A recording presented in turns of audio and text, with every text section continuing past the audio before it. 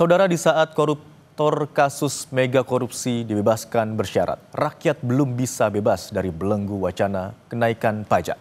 Polemik kenaikan pajak bumi bangunan atau PBB di kota Cirebon masih dikeluhkan warga. Mereka memohon kepada wali kota dan gubernur Jawa Barat memberikan kepastian hitungan pajak meski ada diskon tarif dan simulan, namun kenaikan dinilai masih sangat memberatkan. Tapi bukan punya Bapak ini. Apanya? Yayat, warga RW 10 Kelurahan Pegambiran, Kecamatan Lemah Wungkuk, Kota Cirebon, Jawa Barat, mengeluhkan kenaikan PBB yang harus dibayarnya. Bagi tukang las ini, nilai pajak bumi dan bangunan yang ditetapkan pemerintah terhadap bangunan rumahnya sangat memberatkan. Upah Rp120.000 per hari untuk menafkahi istri dan 2 anaknya masih belum cukup untuk kebutuhan harian dan bulanan yang mendadak. Dia tak dapat menabung dan membayar PBB yang naik berkali lipat. Di tahun 2023, Yayat masih dapat membayar PBB sebesar hampir Rp390.000. Sementara di tahun 2024, jumlah yang harus dibayarnya mencapai Rp2,3 juta lebih. Dia memang mendapatkan potongan hampir Rp600.000, namun PBB hampir Rp1,8 juta tetap saja dirasa memberatkan.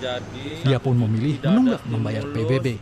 Sebagai buruh harian lepas, tukang las dengan gaji Rp120.000, tahun kemarin PBB saya mencapai Rp2.377.000 dari tahun 2023, tahun sebelumnya yang hanya Rp389. Setelah ada stimulus, saya harus bayar Rp7.783. Ya, dengan kondisi sekarang sangat memberatkan sekali. Menyisihkan uang sedikit demi sedikit untuk bayar PBB. Sedangkan gaji saya yang setiap minggu diambil untuk makan keluarga hari-hari, bayar anak sekolah. Sangat memberatkan sekali, Pak. Kenaikan PBB akibat melesatnya nilai jual objek pajak NJOP dari Rp399.000 tahun 2023 menjadi Rp1,2 miliar tahun 2024. Yayat memohon kepada wali kota Cirebon dan gubernur Jawa Barat agar dapat memberikan kepastian hitungan pajak. Menurutnya, kondisi ini sangat memberatkan tak hanya bagi Yayat, melainkan banyak warga lainnya. Muhammad Syahri Romdon, Kompas TV, Cirebon, Jawa Barat. Dan saudara, untuk membahas kenaikan pajak yang dikeluhkan di sejumlah daerah, kita langsung terhubung dengan analis kebijakan publik Universitas Trisakti, Trubus Rahadiansyah. Selamat siang, Pak Trubus. Selamat siang, Mas Imron. Pak Trubus, ini kita ketahui bersama setelah adanya perlawanan atau aksi unjuk rasa menentang kenaikan pajak bumi dan bangunan perdesaan dan perkotaan di Pati 250%, juga muncul kebijakan untuk kenaikan tarif pajak di sejumlah daerah. Lalu menurut Anda, sebenarnya faktor apa saja yang menyebabkan pemerintah daerah mengeluarkan kebijakan untuk menaikkan tarif pajak di sejumlah daerah? Iya, faktornya adalah karena pemerintah melakukan efisiensi berdasarkan Impres nomor 1. Itu kemudian muncul lagi di dalam PMK nomor 56. Nah, di situ dijelaskan bahwa khusus dana transfer daerah itu kan untuk DAK, ya, dana alokasi khusus fisik, itu kan berkurang banyak. Nah, mereka akhirnya program-program pelaksanaan yang terkait dengan fisik seperti infrastruktur dan sebagainya itu mau tidak mau dia harus ini mengalami keterlambatan atau mengalami kesulitan. Yang kedua juga misalnya ada larangan di situ untuk menyelenggarakan kegiatan-kegiatan pemerintah yang kaitan dengan jasa, misalnya hotel nggak boleh menyelenggarakan rapat-rapat diselenggarakan di hotel, restoran. Nah, ini menyebabkan kemudian daerah-daerah ini yang selama ini dapat masukan dari hotel maupun restoran, ya otomatis dia berkurang banyak. Nah, disitulah kemudian kepala daerah kemudian memikirkan mencari cara yang paling cepat untuk menutup anggaran-anggaran istilahnya APBD lah gitu, APBD-nya dengan menaikkan NJOP atau menaikkan pajak sesuai dengan kewenangannya, karena memang kenaikan pajak itu menjadi kewenangan pemerintah daerah sesuai Undang-Undang Nomor 23 itu, pemerintahan daerah. Nah, di situ masih menjadi dasar sehingga mereka melakukan itu. Ya, saya melihat yang kedua memang persoalannya kemudian banyak daerah itu tidak bisa menerapkan yang namanya entrepreneurial government. Jadi harusnya kepala daerah itu inovasi, kreativitas, mencari sumber-sumber lain. Jadi tidak hanya mengandalkan pada yang instan-instan seperti pajak restribusi. Nah, pajak restribusi ini harusnya kan memang kewenangan daerah, tapi di situ juga melalui perda, artinya melalui DPRD lah, disebut dengan DPRD. Tidak sepenuhnya menyerahkan gubernur seperti yang terjadi di Pati itu atau daerah lain.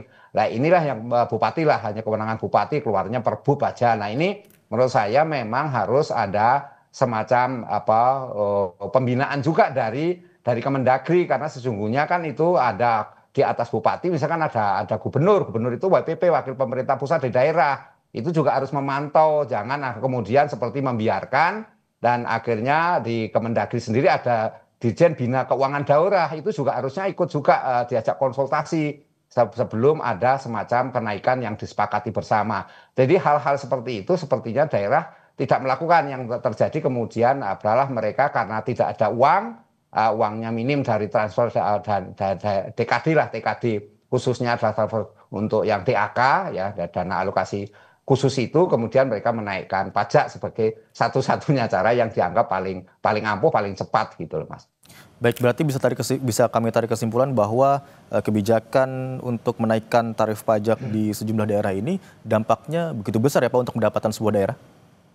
Iya, dampaknya sangat besar karena mereka kemudian pengelolaan fiskalnya kan mereka selama ini memang kurang berkemalahan. Ini yang paling menderita sekali adalah daerah yang kategori otonomi ini Mas, otonomi yang sifatnya khusus ya, atau daerah-daerah yang tertinggal lah ya, atau daerah pemekaran baru. Itu akan berat sekali Mas, bagaimana menyesuaikan dengan kondisi yang sudah ditetapkan oleh pemerintah pusat melalui PMK nomor 56 itu, begitu Mas.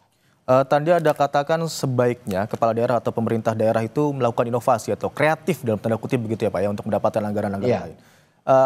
Bisa Anda berikan contoh daerah-daerah lain misalnya kreativitasnya atau inovasinya seperti apa Pak?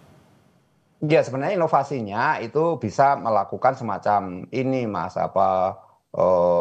KPBU lah, kerjasama pemerintah badan usaha, atau melibatkan pihak-pihak swasta di situ ya. Jadi ada semacam, kalau teorinya ada semacam PPP, public private partnership lah seperti itu. Nah, daerah-daerah lain ada banyak yang tidak menaikkan pajak kan, seperti di daerah Kota Surabaya misalnya, atau daerah lain juga banyak yang tidak menaikkan. Nah, itu berarti kan daerahnya memang mampu melakukan satu penggalian sumber-sumber pendanaan lain. Jadi tidak hanya soal pajak seperti itu Mas, menaikkan pajak. Nah, karena itu memang yang namanya entrepreneurial government ini sekarang mau tidak mau harus menjadi satu strategi untuk bagaimana kepala daerah dan elit-elit di daerah untuk tidak semata-mata hanya mengandalkan pada pemasukan pajak, tapi juga sumber-sumbernya memungkinkan sesuai dengan potensi daerah masing-masing. Kalau daerahnya memang unggul dalam hal soal pertanian, ya bagaimana kemudian mengenjot pertanian itu untuk menaikkan pendapatannya, kemudian juga untuk perkebunan misalnya, atau daerah maritim, daerah nelayan misalnya seperti itu. Jadi daerah itu punya potensi-potensi yang sesungguhnya termasuk tambang dan sebagainya Mas, itu yang harus dilakukan. Tetapi semuanya kepala daerah, karena memang sesuai undang-undang pemerintah daerah ada kewenangan kepala daerah. Seperti itu Mas. Baik, berarti kembali lagi bagaimana kreativitas dan juga inovasi dari pemerintah daerah untuk menggenjot potensi daerahnya masing-masing begitu Pak ya. Pak Trubus, yang juga kami ingin ketahui bagaimana analisis Anda soal kenaikan pajak di sejumlah daerah. Apakah ini merupakan dampak dari kebijakan pemerintah pusat yang menghapus dana transfer daerah? Iya, itu salah satunya. Jadi dana transfer daerah di dalam PMK nomor 56 itu kan sebenarnya kan tidak lanjut yang sebelumnya Inpres nomor 1 kan. Sebenarnya kita 6 bulan pertama itu sudah bisa belajar bahwa dengan TKD itu istilahnya diefisienkan, itu yang terjadi daerah banyak yang kelimpungan, yang bingung harus mencari pendanaan dari mana. Nah kemudian ternyata keluar lagi PMK nomor 56 yang berlanjut lagi tahun 2026.